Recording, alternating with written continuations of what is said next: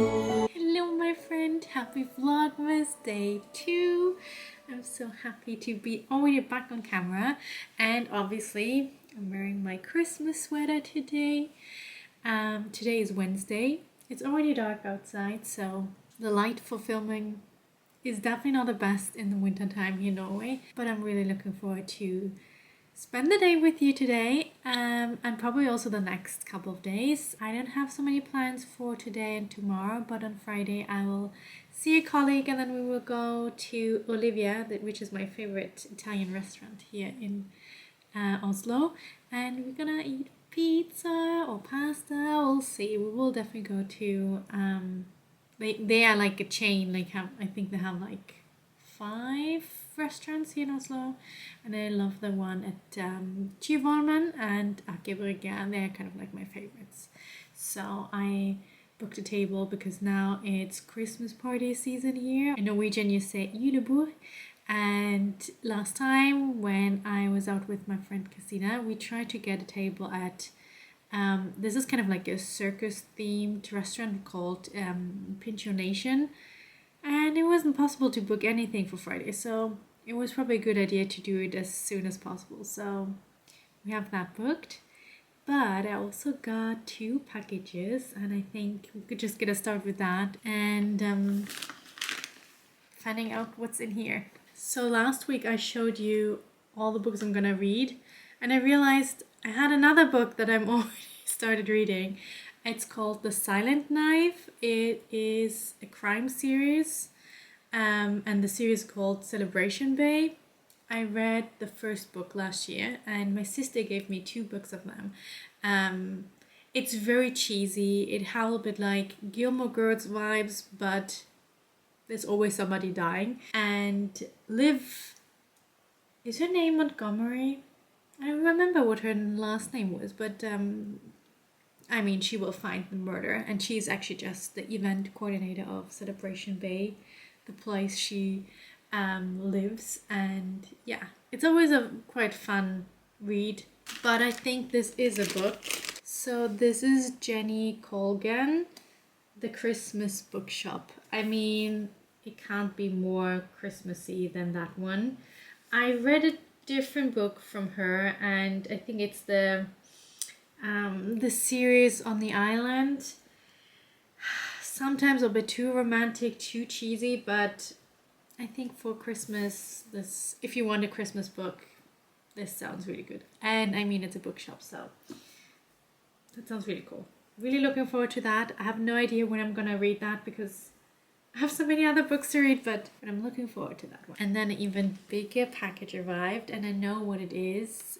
It's my new planner for 2024. There you go.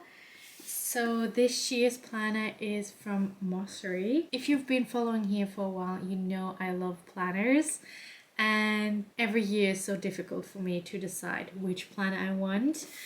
And I felt like this year was even more difficult because I love my own content planner. The one I decided last year on didn't fit my needs. And then in between I had like a plum paper planner with discs, and yeah, I could see that the Erin Condon planner that I usually used was just too big, and I wanted something more portable to bring with me. And while I was researching a new planner, I remembered that there was a planner that had like a planner and a notebook in it, and it's not like you have like the week on one side and then a notes page on the other. I mean, like Moleskine or Leuchtturm, they all have that, but there was something more like you could have that in the book or something. It was really difficult for me to find. I searched for all kind of like planner and notebook in one, and in the end I found MOSSERY, and they have a book concept that they call TWINBOOK, where you on one side have the planner and on the other side you have a notebook, and the planner is actually in 2 smaller, thinner books so that you can switch them out after 6 months. And that's how you can always bring with you a planner and a notebook in one. I think I will show you some more details on the weekend when I have a bit better light, but let's just look into it. There it is. Here is the cover I chose, and because like I have like 2 planners and 2 notebooks, I've decided, because this is just like the winter theme, I decided on a second one. But yeah, this is it looks pretty. It looks so pretty. I really like that, and I really like the size. It's really nice. Okay, let's see inside. So here you have that. Like you have, here's the planner, and then here's the notebook, and then you can see you can take these things out if you want to and switch out. They also have a habit tracker, and I chose the vertical layout. Ooh, this is so cool. I really like that. Okay, I'm gonna just open the other one, and then I probably spent the rest of the afternoon moving into my planner. So this is the second cover. It's a woman in the mountains with foxes. And you can decide if you want to personalize it with your name. I always, if I can personalize, I usually choose the word I have for the year. And for 2024, I've chosen the word reconnect. And so that's why it's on both planners. Look at them. They're really cute. I have to say I like this one better, but I mean, this is gonna be really nice in the spring and summertime, and then as soon as fall, I mean, we get snow in October here in Norway, so it's totally fine to switch to that one in November again. No, in October. So that was my little haul. I think I will now still a bit with my planners, and I think I'll just give you a little more details from the inside and show you a bit more about it now.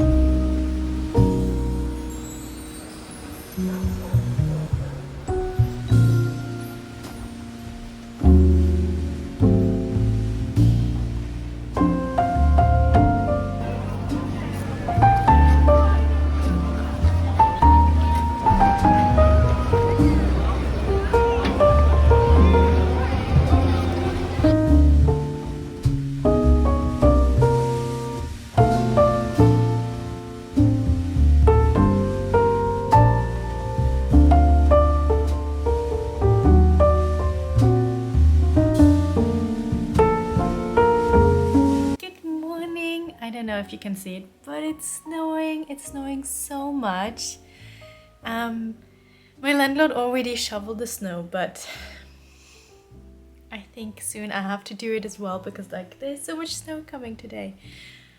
Feels amazing to be inside, but I definitely want to go for a walk later because it's so pretty and so happy when it's snowing. Yesterday I met my previous colleague Lisa and we went to Olivia, which is my favorite restaurant here in Oslo, and we went and ate there, and then after that we went to the Christmas market just to walk through. We ate a lot, so we were not really interested in getting anything at the Christmas market. I saw that now you can also do ice skating there. It was just a really nice evening, and today I am kind of doing a bit of chill day. Like, I still want to put up the Christmas tree at one point, but I also want to do a lot of reading because I have only 1 week left before I'm leaving, so I can't, like, I have to finish quite a lot of books before I'm leaving. So I think I will just do kind of like my favorite thing when I don't want to tidy up and stuff. I combine it with reading, so I read maybe a chapter and then I tidy up a bit and then read the next chapter. So I'm reading 3 books at the same time right now, and I think 1 I will finish today, and then the other 2, yeah, they will take a bit longer. So yeah, but that's kind of like a plan for today.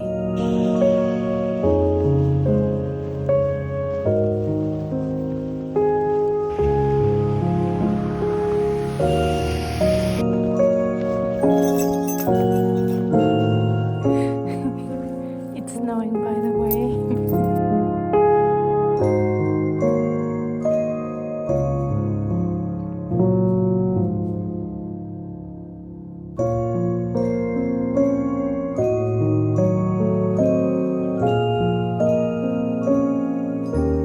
It's the next day, and before I'm ending this vlog, I wanted to share my reading progress because I'm trying to read so many books this month. I feel like I have to prioritize some of them. One of them is my Christmas calendar. Obviously I can only read 4 pages every day, so it is definitely an interesting story. There are 2 boys trying to find out why there was a dead mouse in the grocery store, and somebody let out animals from a farm. So they now try to catch the criminal. Yeah, it's really cute, really fun to read. It's such a great children's book, and I enjoy it as well, so yeah, it's really nice. Then I'm reading a more adult book that is Silent Knife, and it is from a series with Liv Montgomery.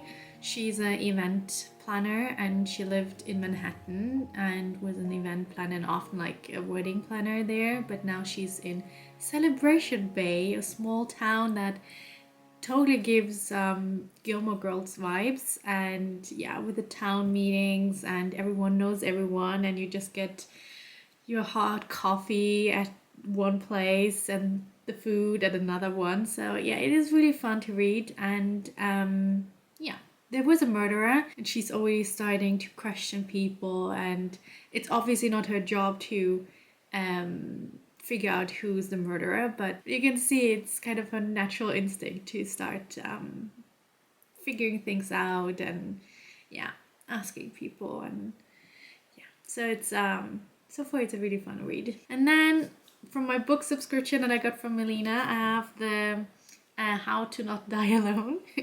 And very interesting. I really like how she also kind of like